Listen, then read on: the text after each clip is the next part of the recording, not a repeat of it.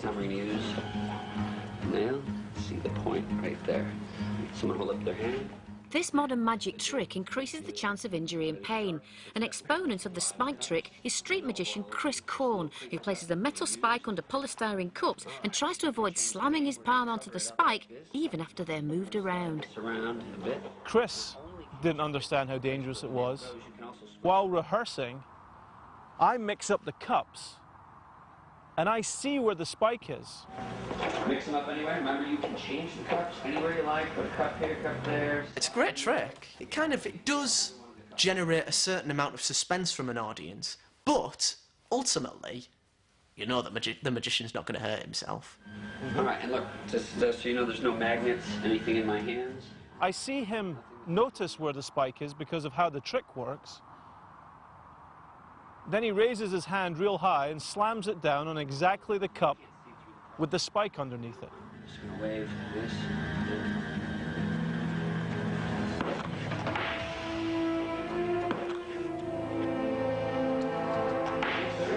Why would you want to do that? You just think, God, twat really, because there's no way that I'd want to put my hands at jeopardy because they pay my mortgage. Oh, It is terrible to watch. I took no pleasure in that. I mean, I watched it 7 times, but I took no pleasure in it because it is... Oh, God! Oh! How did that just happen? Chris Corn, he really is one of the world's best sleight of hand magicians, and I was like, oh my God, is that going to stop him doing certain tricks? Now he's got this massive haul. Mind you, he'd be quite good at hiding things, wouldn't he? It's like, where's the coin? Oh, it's under my skin. Much now, but... Other magicians perform this trick as well and are just as unsuccessful. Being blindfolded doesn't help. Manny Lindenfield did the same trick, and he had a huge spike, or it might have even been a knife, covered with a bag. He turns around and he says to the lady, choose any bag, I'll just use that bag. You know that he's going to be able to avoid the spike, unless something goes a little bit wrong. You actually see it in the lady's eyes as this slight sort of hesitation, because she knows where the knife is. Okay, yes, I'm pretty sure that this is a knife. Ah! Yo! Oh my God, he stabbed his hand. For me, the worst bit is he shakes his hand and there's blood, like, lands on her face and you can see her, like, ooh, wiping off. I need 6 people to come up here and help me very, very quickly. So can I get 6 people? You can come up around and come on. 6 of you. Anybody want to come and help? 6. Come on, 6. Come on, I'm not going to embarrass anyone. I'm just 6 people sitting on the chairs. Come on, girls. Can't be all blokes. Come on, girls. Jan, yes, 2 Jans. Jan, come up here. 2 Jans. Here we go. Young lady, hello. Yes, and the 2 girls here. Beautiful. Can I get you down the other end? Is that all right? Just so that these 2, I can't normally separate these 2, so thank you so much for coming up here and helping me with this. Okay, so who are you here with? My mum, my dad, my nan. Oh, crikey, you all the whole family out to see me. Fantastic. Choose one of them to come up here and help. My mum. Your mum? Okay, Mum, come on up here. Give her one round of applause, everyone. Mum's coming up. I want the world to know. Hey, Mum. I've got a little job for you to do in a minute, okay? But before I tell you what it is, I'm going to give you these 6... No, actually, let's find out what your names are. Your name is? Molly. Alex. Steve. Alan. Jan. And Jan. Give them all a round of applause, ladies and gentlemen. Thank you. There you go. I've got 6 numbers here. They're in a random order at the moment, okay? Here's what I want you to do, okay? You're going to take these, you're going to give them a bit of a mix-up, okay? And then just take one and hang the number around your neck so that the number is facing outward. Can you do that for me? Once you've got your number around your neck, if you can pass these on, you're all going to get a number hanging around your neck. You all right? Hey, you do that now? Yeah, mix them up. Well, that doesn't really matter because you can see the numbers. Just take your favourite number if you see it, right? Okay, Mum, what's your name? Francis. Francis, okay. So let me show you this, Francis. Yep. So, what I've got here, ladies and gentlemen, is a little red bag. Inside this little red bag, I've got 6 wooden bases. Every single one is identical to the next. If you can check that one. They're all made out of the same piece of wood. Okay, so the grain is the same on every single one of them. Now, have a look at that. Is that the same as that? Yep. Yeah, and is that the same as that? Yep. You really are checking them, aren't you? Is that the same as that? Is that the same as that? Is that the same as that? Is that the same as that? They're all the same height, same width, same depth. Markings all the same. Cool. Yep. There's one that's a little bit different to all the others. You've all got your numbers perfect. There's one that's a little bit different to all the others. This one here has got a 3-inch metal spike on it. People think that this is made of rubber. It's not made of rubber. It's real. No, I'm not going to shove it up your nose. I've already done that one. Although... No. So, Francis, can I get you to examine that? You can see that this is clearly different to the other 5, yes? Yep. All right, check that out for me. And then what I want you to do, Francis, is pop that on the table. You see, I've got a selection of cups here. One's got 2 dice in. Can you see those? Yep. All right, they'll become important in a moment. All right, so what I want Francis to do... You're all right there, guys. You're all right. Private conversation. All right? So, I'll get to you in a minute. I'm sorry I'm keeping you waiting. So, Francis, there's a few cups here. What I want you to do is select a cup and put it on a base. Select a cup and put it on a base, okay? You're going to cover up all the bases with these paper cups. Now, the reason you're doing this is because when I do this, people think that I put a secret mark or something on the top of one of the cups, and then the one with a secret mark goes on the spike, and then they're all mixed up, and then I look down and I just look for the one that's got the secret mark on the top of the cup. That's how you could do this, but that's not how I do this, okay? So you get to choose what cup goes on what base. Is that all right? There's more than 7 there, but just make sure you put 1 cup on each base. Is that okay? Perfect. Once you've done that, you mix them all up so that nobody knows where the spike is. Is that clear? Perfect, okay. You guys sat on your chairs at the moment. Can I get you to stand up? Can you stand behind your chairs? Perfect. Just stand behind your chairs. Perfect. Now, there's a short story about this. Probably about 10 years ago now, there was a show on TV. It was called When Magic Tricks Go Wrong, and it featured a version of this trick. Okay? Actually, there were several versions on there. There were magicians with knives getting it wrong. There was magicians with spikes getting it wrong. And there was one version, it had 4 bases. I've got 6 here, over there. And there was a version with a magician, and what he'd done is he had the bases all covered up like this, and he held onto assistant's hand, and he hovered their hand over the top of the cups, and he smashed their hand down on 3 of the cups. The first 2 were safe. Okay, the third one, he got it wrong, and the spike went through the girl's hand, she had to go to hospital. True story. Okay? I don't do it that way. I don't, that's way too dangerous. I don't do it that way. There's no way on God's earth that I'm going to risk injuring my hand. So I do it this way. So what I'd like you to all do is, can you all just... You know where the spike is at the moment, don't you? You know, you're the only one that knows where the spike is. Can I just get you to come and stand over here, like sing a song or do a dance or tell a few jokes or whatever you like, and while you're standing there, I'm just going to mix up the bases, all right, so that you don't know where the spike is. Yeah. Okay, is that all right? Off you go then. Sing a beautiful song. You don't need those cuts. What's a beautiful song? I don't know. Anyone celebrating a birthday?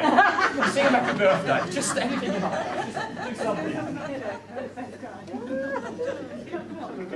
Yeah, tell them a joke. By the reception you're getting, they've already heard it before. Okay, so I've just been over there and I mixed up. I don't know if any of you were watching me when I did this, but I just mixed up the bases. I didn't lift up the cups and I didn't put any markings on any of the cups, okay? Now, just in case you think that I had a sneaky peek underneath one of those cups, can I get you to now go over there and mix up the cups again? Obviously, don't lift up any of the cups, just mix up the bases. I don't want anybody to know where this is. And if I can ask you just to stand back from your chair so that you're not touching your chairs. You'll get a chance to touch your chairs in a moment. Okay, so, are we all clear? This is all fair and above board so far, yes? Completely random, completely random. If this goes wrong, it's her fault, not mine. Not mine. I'm filming it as well, so if it does go wrong, it really is your fault, okay? So, I'm going to bring this over here, a little bit closer to the front so everyone can see what's going on. It was Francis, yeah? Yep. Okay, Francis, there's a couple of dice, so just hold on to that for the moment, okay? Can you give me a number between 1 and 6? 2. Cashier number 2, please. Oh, that's you right here. Don't know how far to go with that one, okay? That goes there. Francis, give me another number. 5. Cashier number 5, please. I've got a funny feeling I know where this is going. I think 3 could be the next one, all right? Cashier number 1. Oh, right down the other end. Okay. It's never asking your number, mate. It's not 9. It's definitely a 6. Okay. 3. Cashier number 3, please. What about husband or daughter? And another number. 6. 6. Here we go. Stop number 6. Okay. was that button there? Oh, was you shaking that? I wonder what the hell was going on. And number 4, yeah? Obviously, duh. Sorry. Here we go. So we're going to play a little game, okay? So inside that cup is 2 dice. What I want you to do is put your hand on the top of the cup and shake it up and down a couple of times like that, and just turn the cup over onto the table. Okay, chucking those 2 dice underneath. I want you to lift up the cup and nice and loud tell everybody what are the 2 numbers that are facing up. 3 and a 1. A 3 and a 1. Okay, it's all right, don't worry. We're not going to add them together, don't worry. Do it again. Look at her, bless her, she's putting herself. What numbers do we have this time? 5 and a 5. A 5 and a 5. Okay, so this is completely random. Okay? You came up, thank you very much for volunteering to be my victims. You volunteered to come up here, thanks very much for that. I didn't pick any of you, you all volunteered. Okay, remember that, they all volunteered.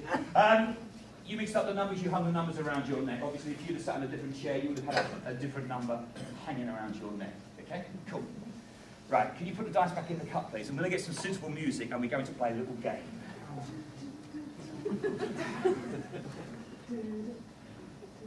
Jaws. Singing Jaws. No, it's a lot more jovial than that. Let's have a look and see. Here. Oh, this will do.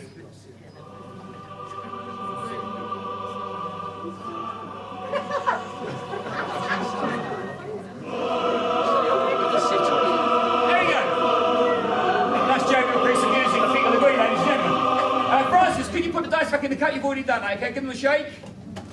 And turn it over onto the table. And nice and loud, call out one of those numbers. 6. Number 6. That's you, sir. Now, here's the good news, all right? You're first up, okay? The odds are in your favour. Okay? I would rather be going first than last. Trust me. Here's what I want you to do. I want you to walk around, carefully come between this gap here, and stand in front of your chair, but just walk backwards so that you feel the back of the chair. Come this way, buddy. Sit down. Come this way. Until you feel the chair touching the back of your legs. All right? I just want you to sit straight down on that cup. I am the bum up anti-clockwise. Sit straight down on that cup. I promise you, you are safe. Yes! There we go! Francis, do it again! Francis, tell me one of those numbers! 3! 3! Oh, no! Is that? Say it again. Let's walk backwards till you feel the chair touching the back of your legs. Sit straight down on that cup. Boom! Straight down! Straight down! Straight down! Straight down! Yes! There we go! Take the 2, do it again! Tell me one of those numbers! 2! 2! Molly! Very carefully, walk backwards and sit straight down when I tell you to! No, she's doing it already! Okay? Yes! 3 for 3! 3 for 3! Do it again! Uncover your number. 5. 1 and 4. Alright! It's up to you. 1 or 5. We're both there. 5. That will teach you. Come and stand around the front here. Okay? And you just walk backwards slowly. Take a deep breath. Let's face it, it could have gone wrong already. Who would know? And just sit straight down on the cup. Hope it's not your last breath. Yes! 3! 4 for 4! 4 for 4. I'm so excited. I've never gone this far before. So, 50-50. Oh, it had to be one of the jams, didn't it? 50-50. One of them definitely has a spike underneath it. One of them doesn't. Shake, roll. Tell me a number, either 1 or 4. 3. No, 3. Check it on the floor. It counts if it's a 1 or a 3. 4. It's a 1. It's a 1. Here we go. Come around here. Remember, if it goes wrong, it's Francis's fault. Walk backwards. Sit straight down on that cup. Yes? I don't know what you're all thinking. You're thinking, while I was here, I'd done something dodgy. I removed the